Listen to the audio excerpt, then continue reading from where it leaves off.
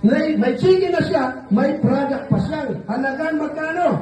26,590. At tawagin ko po si Ma'am Jack.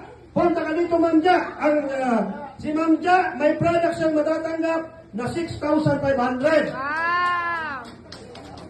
May chicken na yan. Ano para makilala niyo na po yung mga unang nagchichiki po dito. May chicken na yan. Ayan po siya. Ha? Salita ka po, kahit saglit lang.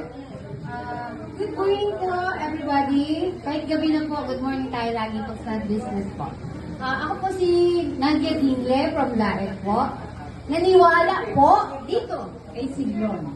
So far po, in a short na story, naniwala po, nagpa-member. So ngayon po, ito na, nagkakaroon na po ng outcome po, ng income. So, praise God po, hallelujah po.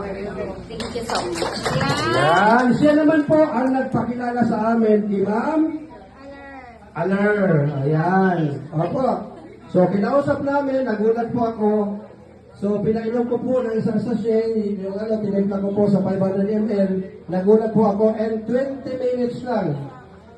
Nako, pagpunta namin sa bahay niya, yun, sinamahan na kami sa bangko. Nagbigay ka agad chike, 300,000. Grabe po, no? Yan.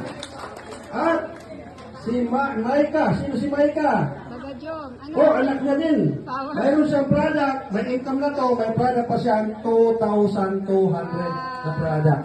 Okay, so yan po. Kung mapansin niyo po, sabi ng iba, walang pambili. Mag-invite ka lang, pag sumali yan. May product ka na, may chiki ka pa. Tama? Okay, ngayon, bubunutin na natin ngayon ang pangalan. Ma'am, kuha ka ng isa, ma'am.